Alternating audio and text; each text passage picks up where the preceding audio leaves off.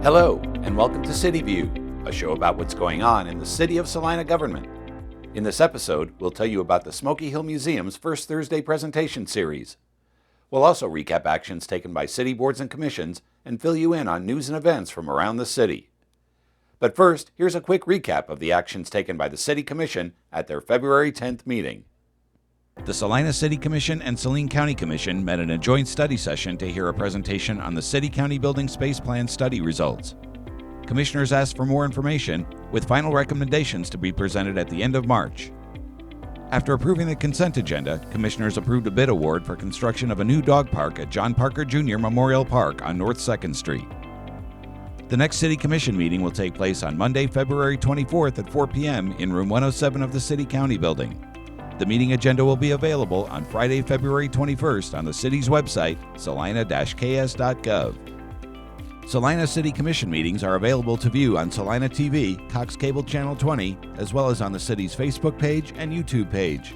For Channel 20 schedule information, please visit salina-tv.com. Here's the City Board and Commission recap. The Planning Commission met on February 4th and postponed until March 4th consideration of rezoning requests and a final plat for Phase 2 of the city's multifamily housing project on Virginia Drive, west of Menards. The postponement will give the developer and city staff time to work out several issues. All City Board and Commission meetings are available to view on the city's YouTube channel at youtube.com/City of Salina, Kansas. In news from around the city, Shane Pearson is Salina's new fire chief. Chief Pearson is a 25-year veteran of the Salina Fire Department and has previously served as EMS chief, deputy chief, and has been interim fire chief since last November. He is currently the president of the Kansas State Firefighters Association and serves on the Kansas Board of Emergency Medical Services. Congratulations, Chief Pearson. The Smoky Hill Museum held its annual Kansas Day open house on February 1st to celebrate the 164th anniversary of Kansas statehood. Visitors shelled corn, made butter, and learned about life on the prairie in the 1800s. For upcoming programs at the museum, please visit smokyhillmuseum.org. And the Salina Parks and Recreation Spring Activity Guide is out. It's full of programs and activities for youth and adults to stay busy this spring. To download the guide and register for programs, please visit salinaparks.com or stop by the Parks and Recreation office in room 100 of the City-County Building. The Smoky Hill Museum's First Thursday presentation series takes a look at a wide variety of topics in the state and region. The presentations, available both in person and on Zoom, feature speakers that have deep passion for their topics. I recently spoke with Nona Miller, Curator of Education, about the series. Here are some highlights from our conversation. We do have them on the first Thursday, so they are constant. We do maybe 9 a year. December, of course, and January don't lend themselves to first Thursday. Right. We're busy with family and doing other things. And usually July, I think you take off because it's right around July 4th. Right.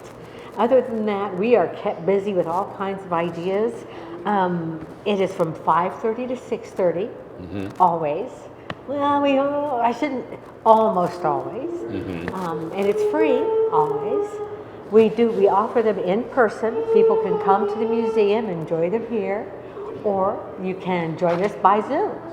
A couple of years ago, we had COVID, and so many things were done by Zoom, and people liked it. They like being able to join us by Zoom. So that's an option. One of the things I like about that is that the folks who join us, they come from all across Kansas, all across the nation, and we have some in other countries too. I've made some friends. I've gotten to meet some people from Sweden who watch us on a fairly regular basis, and I just think that's wonderful that our reach is growing that much. And that enables you to get speakers from all over the country. I know there was one who talked about toys who was from Cincinnati, I think. Right. Well, and we've had them from Florida and Iowa, people that we could not perhaps come in. Their time would not allow them to come down here, but they can certainly give us an hour and a half, 2 hours out of their day from their den or their office to help us. And some of our topics are they provide base knowledge, ground foundational knowledge. Sometimes we dig a little deeper, and sometimes the questions that people bring with them guide kind of where the topic goes after a few minutes of laying some groundwork. So that is always interesting to me. And I like the fact that they can watch us by Zoom. We also stream live on our Facebook page. which is very cool. So if neither of the first two, can be done, you can always watch us live on Facebook. If for some reason you can't join us on that first Thursday, with the permission of the speakers, of course, we keep them up until like the following Tuesday. So if you didn't see it on a Thursday, or you just liked it so much you want to see it again, that happens sometimes. It's on our Facebook page for you to watch again. But we also want to offer a variety of topics because there is so much to offer. Yeah, not only regionally, but just locally. I know we've had tons of, we've had one on Camp Phillips, just outside of town here. Right. We've had some on our town founders. Yeah. We had a very interesting one just on second stories. The history behind the second stories downtown buildings, right, which was really interesting. We've had talks about Coronado Heights, dead towns, how this town has developed, the people that were in it. And so when I first started this, I'll admit, I was like, 9 times a year, what will we talk about? Now 17, 18 years later, I'm like, you know what? We're never going to run out. Right. We should mention that the talks take place right here in the lobby of the museum, and the lobby is usually filled here, and I know you have an overflow area if you need it. So, well, going to Zoom has helped so much. I would say well over half of our audience now joins us via the computer, either through Zoom or through streaming. But yes, and if you do want to join us here in the museum, you might want to come a little early. The best seats sometimes go pretty fast. Right. So come a little early. Like I say, they're 5:30 to 6:30 on those Thursdays. Show up a tad early, see what the museum has to offer, visit our store, see what might be going on in the other parts of the museum, what else we might have coming up. Join us for First Thursday. It's a good evening. It's only an hour, 5:30 to 6:30. There's plenty of evening left to go home, get into the comfy clothes and do something at home. Or go downtown and have a nice meal. Oh, absolutely, yeah. Spend some time in Salina, yeah.